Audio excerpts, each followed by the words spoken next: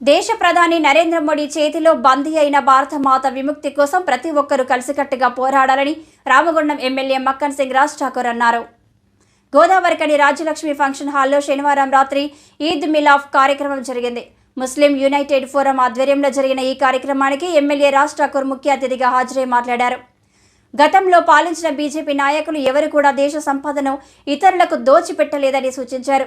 దేశంలో నరేంద్ర మోడీ, తెలంగాణ రాష్ట్రంలో కేసీఆర్ అధికారం కోసం ప్రజలను తప్పుదోవ పట్టిస్తూ కపట ప్రేమను చూపిస్తున్నారని ఆరోపించారు.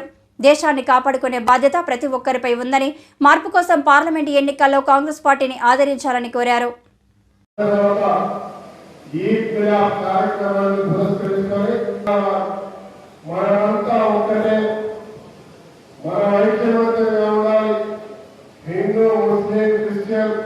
వివిధ మతాలలో కూడా మన భారతీయం ఈరోజు ఘనంగా 30 రోజులు ఉపవాస దీక్ష చేసి ప్రపంచంలో శాంతి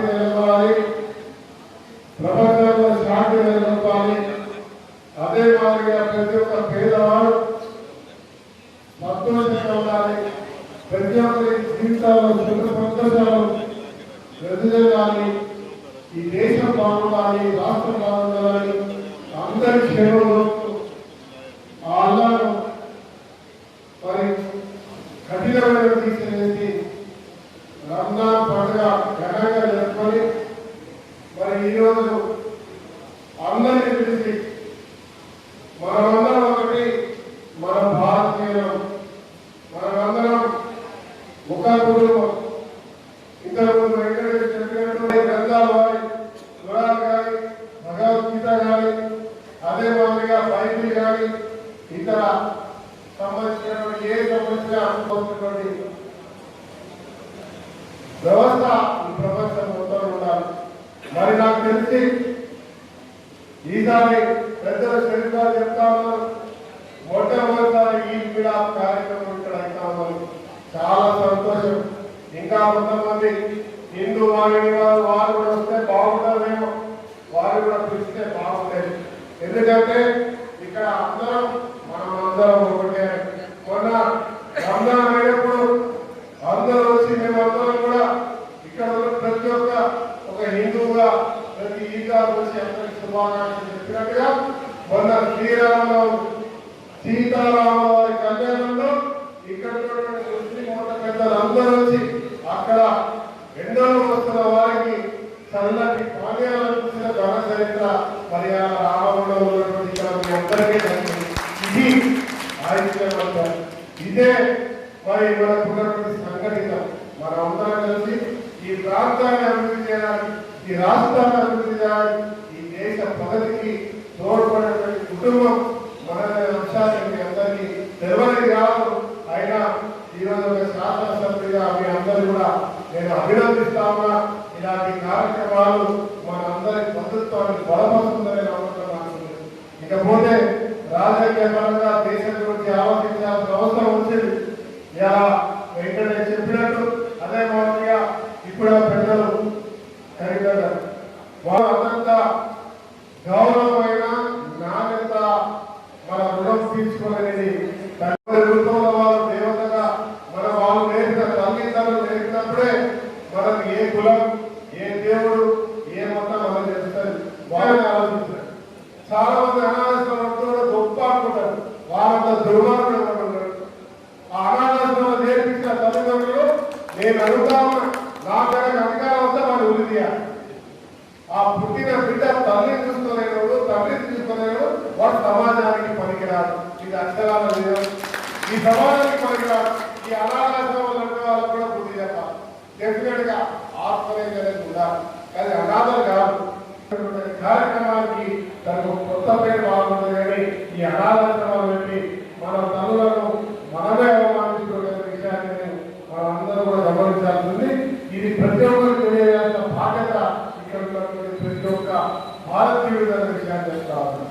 ఇంకో ప్రమాదమైన విషయం, దగ్గరలో బీజేపీతో కలిసి ఉన్న వారు ఇలా మోడీ ప్రపంచం ఇలా బీజేపీ రాజకీయం మాట్లాడాల్సి వస్తుంది, మాట్లాడుతూ వెంకటేష్ చెప్పారు, రాజ్యాంగాన్ని చేస్తామని చెప్పి అంబేద్కర్ రాసిన రాజ్యాంగానికి మార్పు చేస్తాం, మార్పుగా తీసేస్తాం, కొత్త రాజ్యాంగం ఇస్తాం. అంతేనా మేధావి?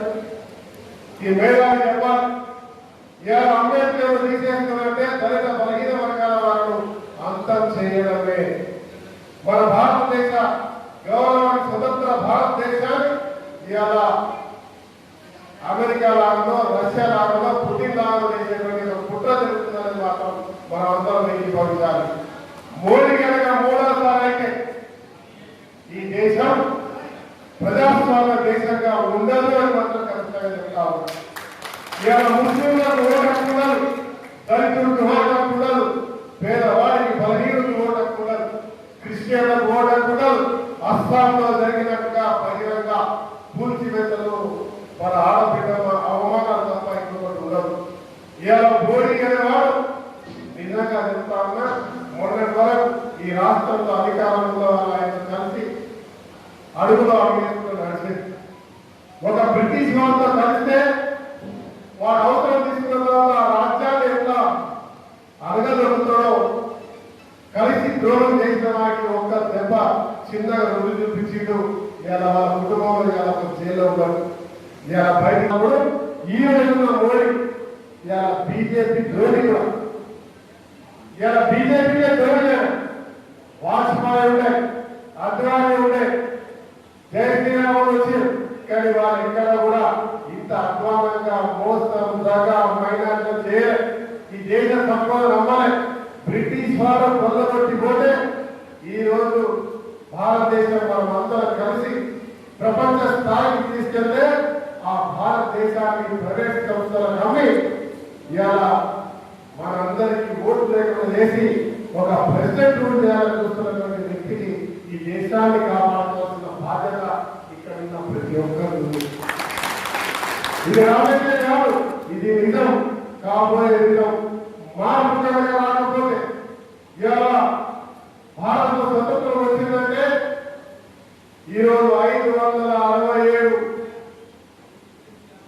దేశాలు ఉన్నటువంటి ఈ దేశం, 1000 సామాన్యులైనటువంటి దేశం ఒక్కరికి లేచి ఆ రోజు భారతదేశం గురించి స్వతంత్రం గురించి పోరాటం చేసిన ఎవరైతే స్వతంత్ర సమరయోధులు ఇలా స్వతంత్రం తీసుకొస్తే ఇవాళ ఒక మతవాదానికి, ఒక నిరంకుశానికి భారత మాటలు బందీగా చేసిన చేతిలో పోయింది.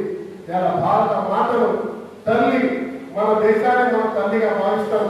మన తల్లిని విడిపించుకోవాల్సినటువంటి సమయం వచ్చిందని భావిస్తా ఉన్నా. మొన్నటి వరకు తెలంగాణ తల్లిని కేసీఆర్ బందీగా చేస్తే ఇలా దేశంలో భారత మాటలు బందీగా పెట్టుకున్న మోడీ కపట ప్రేమను చూపిస్తూ జై శ్రీరామ్ వస్తున్నారు. జై శ్రీరామ్ ఒక్కరిని కాదు, దేశంలో ప్రతి ఒక్కరు రామ్ రహీమలు సియా సీతా రామ్ అంటారు తప్ప జై శ్రీరామ్ అనే పేద వాళ్ళు ఈ దేశాన్ని మంచిగా చేసుకోవడానికి మోసం చేస్తున్న మోడీకి మరి భారతదేశాన్ని కాపాడుకునే బాధ్యత ఇక్కడ కూర్చున్న పెద్ద మనుషులతో పాటు ఈ సమాజంలో ప్రతి ఒక్కరు కూడా ఆలోచన చేసే సమయం వచ్చింది, యుద్ధం చేసే సమయం వచ్చింది. ఇది ఇక్కడ నుంచే మొదలు పెడితే మనం అనుకుంటా ఉన్న మీడియా ద్వారా వింటే దేశంలో ఉన్న ప్రతి ఒక్కరు కూడా ఇలా ఆలోచన కాదు, పోరాటానికి సిద్ధం కావాల్సి ఉన్న విషయాన్ని తెలియజేస్తున్నారు. కార్యక్రమంలో కాంగ్రెస్ నాయకులు బొంతల రాజేష్, మహంకాళి స్వామి, కాలువలింగస్వామి, ముస్తఫా, యుగేందర్, ఓదెలు, వివిధ సంఘాల ప్రతినిధులు ఏలేశ్వరం వెంకటేష్, కానిగడ్డి శ్రీనివాస్, విజయానంద్ తదితరులతో పాటు ముస్లిం సోదరులు అధిక సంఖ్యలో పాల్గొన్నారు.